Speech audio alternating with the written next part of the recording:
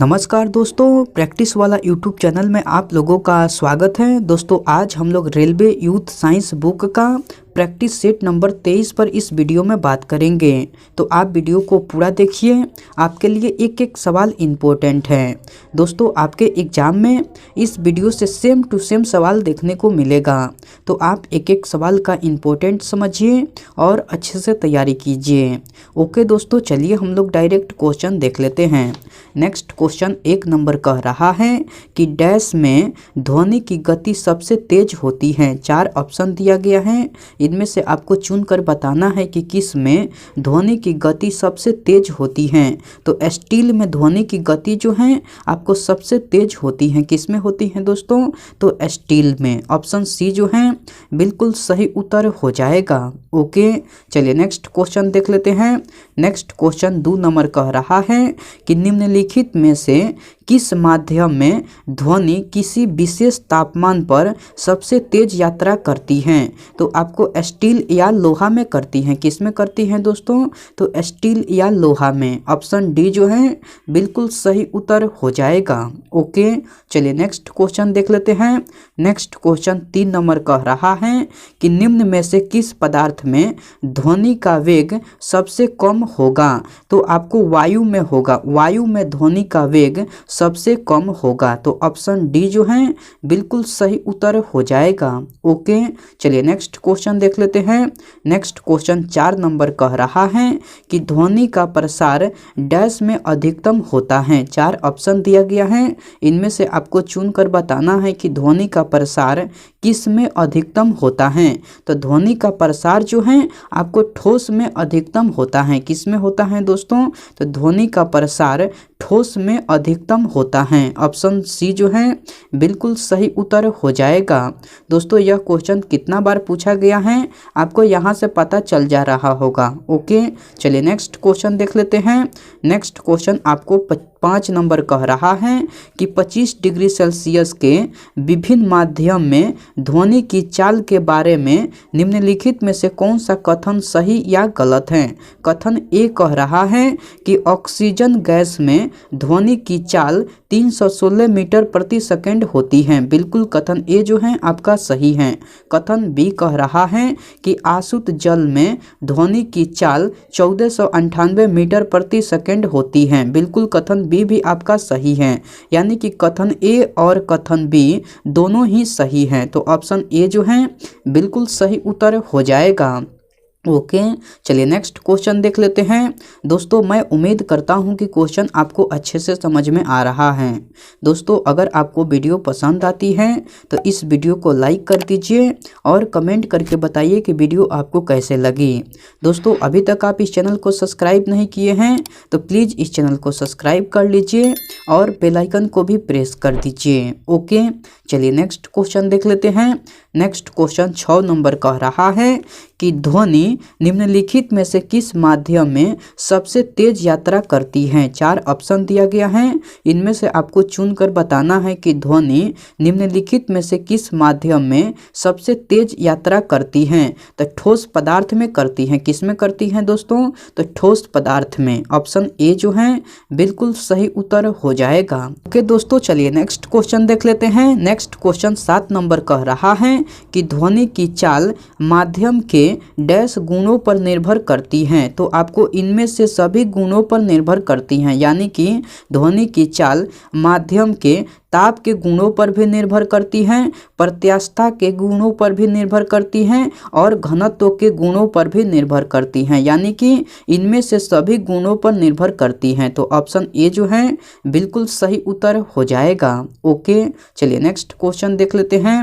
Next question आपको 8 number कह रहा है कि ठोस से गैसीय माध्यम में जाते समय ध्वनि की चाल डैश है। तो ठोस से गैसीय माध्यम में जाते समय ध्वनि की चाल जो है आपको घटती है। क्या होती है? तो घटती है। ऑप्शन डी जो है बिल्कुल सही उत्तर हो जाएगा। ओके, चलिए नेक्स्ट क्वेश्चन देख लेते हैं। नेक्स्ट क्वेश्चन 9 नंबर कह रहा है कि निम्नलिखित में से कौन सा किसी तरंग द्वारा 1 सेकेंड में तय की गई दूरी को दर्शाता है? तो आपको तरंग वेग दर्शाता है। कौन दर्शाता है? तो तरंग वेग। ऑप्शन सी जो है बिल्कुल सही उत्तर हो जाएगा। ओके, चलिए नेक्स्ट क्वेश्चन देख लेते हैं। नेक्स्ट क्वेश्चन 10 नंबर कह रहा है कि डैश ध्वनि तरंग की विशेषता नहीं है। 4 ऑप्शन दिया गया है, इनमें से आपको चुनकर बताना है कि कौन ध्वनि तरंग की विशेषता नहीं है। तो हर्ज जो है आपको ध्वनि तरंग की विशेषता नहीं है। बाकी तीनों जो हैं आयाम, वेग और आवृत्ति, ये तीनों जो हैं ध्वनि तरंग की विशेषता हैं, जबकि हर्ज जो हैं आपको ध्वनि तरंग की विशेषता नहीं है। तो ऑप्शन डी जो है बिल्कुल सही उत्तर हो जाएगा। ओके, चलिए नेक्स्ट क्वेश्चन देख लेते हैं। नेक्स्ट क्वेश्चन आपको 11 नंबर कह रहा है कि किसी एकल आवृत्ति की आवाज़ को क्या कहा जाता है? तो टोन कहा जाता है। क्या कहा जाता है दोस्तों? तो टोन कहा जाता है। ऑप्शन सी जो है बिल्कुल सही उत्तर हो जाएगा। ओके दोस्तों, चलिए नेक्स्ट क्वेश्चन देख लेते हैं। नेक्स्ट क्वेश्चन 12 नंबर कह रहा है कि निम्नलिखित में से किसका उपयोग धातु के खंडों के दरारों और दोषों को पता लगाने के लिए किया जाता है? तो आपको पाराध्वनि का उपयोग किया जाता है। किसका उपयोग किया जाता है? तो पाराध्वनि का। ऑप्शन बी जो है बिल्कुल सही उत्तर हो जाएगा।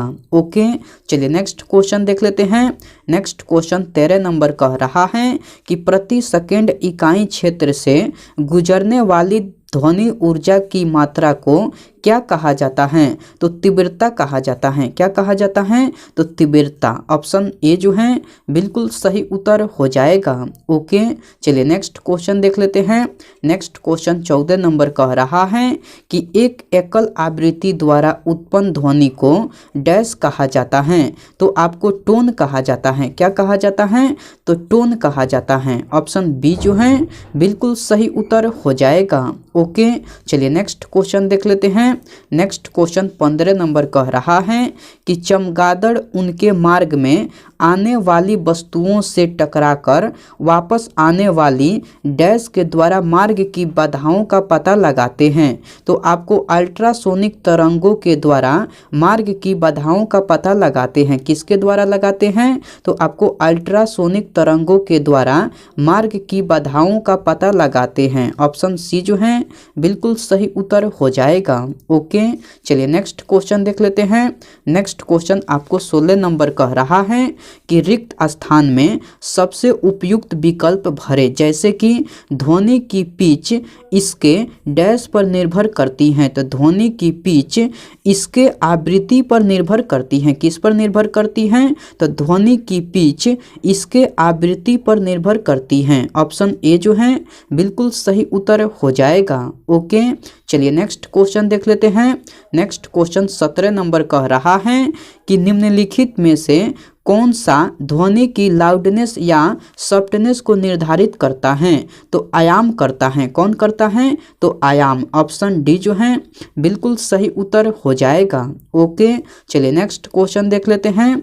नेक्स्ट क्वेश्चन आपको 18 नंबर कह रहा है कि ध्वनि का तारत्व निर्भर करता है। 4 ऑप्शन दिया गया है, इनमें से आपको चुनकर बताना है कि ध्वनि का तारत्व निर्भर करता है। तो आपको आवृत्ति पर निर्भर करता है। किस पर निर्भर करता है? तो आवृत्ति पर। ऑप्शन सी जो है बिल्कुल सही उत्तर हो जाएगा।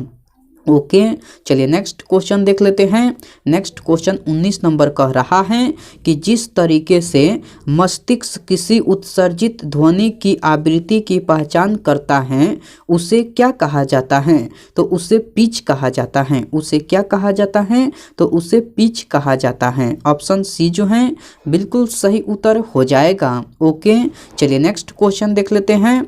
नेक्स्ट क्वेश्चन आपको 21 नंबर कह रहा है कि एक ध्वनि के लिए स्रोत और परावर्तक के बीच न्यूनतम दूरी लगभग कितनी होनी चाहिए? तो 17 मीटर होनी चाहिए। कितनी होनी चाहिए? तो 17 मीटर। ऑप्शन सी जो है बिल्कुल सही उत्तर हो जाएगा। मैं यह क्वेश्चन फिर से रिपीट कर दे रहा हूँ। क्वेश्चन कह रहा है कि एक प्रतिध्वनि के लिए स्रोत और परावर्तक के बीच न्यूनतम दूरी लगभग कितनी होनी चाहिए? तो 17 मीटर होनी चाहिए। ऑप्शन सी जो है बिल्कुल सही उत्तर हो जाएगा। ओके दोस्तों, चलिए नेक्स्ट क्वेश्चन देख लेते हैं। नेक्स्ट क्वेश्चन 22 नंबर कह रहा है कि ध्वनि तरंगों के परावर्तन द्वारा उत्पन्न ध्वनि की पुनरावृत्ति क्या कहलाती है? तो आपको प्रतिध्वनि कहलाती है। क्या कहलाती है? तो प्रतिध्वनि। ऑप्शन बी जो है बिल्कुल सही उत्तर हो जाएगा।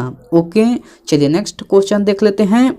नेक्स्ट क्वेश्चन 23 नंबर कह रहा है कि कोई ध्वनि जब कम से कम 17 मीटर की दूरी से परावर्तित होती है तो डैश होता है? तो प्रतिध्वनि होता है। तो क्या होता है? तो प्रतिध्वनि होता है। ऑप्शन सी जो है बिल्कुल सही उत्तर हो जाएगा। ओके, चलिए नेक्स्ट क्वेश्चन देख लेते हैं। नेक्स्ट क्वेश्चन 24 नंबर कह रहा है कि प्रतिध्वनि को कम करने के लिए ऑडिटोरियम की छतों और दीवारों को किससे ढका जाता है? तो फाइबर बोर्ड से ढका जाता है। किससे ढका जाता है? तो फाइबर बोर्ड से। ऑप्शन बी जो है बिल्कुल सही उत्तर हो जाएगा। मैं यह क्वेश्चन फिर से रिपीट कर दे रहा हूँ। क्वेश्चन कह रहा है कि प्रतिध्वनि को कम करने के लिए ऑडिटोरियम की छतों और दीवारों को किससे ढका जाता है? तो फाइबर बोर्ड से ढका जाता है। किससे ढका जाता है? तो फाइबर बोर्ड से। ऑप्शन बी जो है बिल्कुल सही उत्तर हो जाएगा। ओके, चलिए नेक्स्ट क्वेश्चन देख लेते हैं। नेक्स्ट क्वेश्चन 25 नंबर कह रहा है कि लगातार या एकाधिक डैश के कारण प्रतिध्वनियों को एक से अधिक बार सुना जा सकता है। तो परावर्तन के कारण सुना जा सकता है। किसके कारण दोस्तों? तो परावर्तन के कारण। ऑप्शन बी जो है बिल्कुल सही उत्तर हो जाएगा। ओके, आज का प्रैक्टिस सेट में इतना ही सवाल था। मैं उम्मीद करता हूं कि सारे सवाल आपको याद हो गया होगा। दोस्तों, अगर आपको सारे सवाल याद नहीं हुआ है तो आप इस वीडियो को फिर से देखिए। आपके लिए एक एक सवाल इम्पोर्टेंट हैं। ओके, मैं आपसे नेक्स्ट वीडियो में मिलता हूं। तब तक के लिए टेक केयर दोस्तों एंड बाय।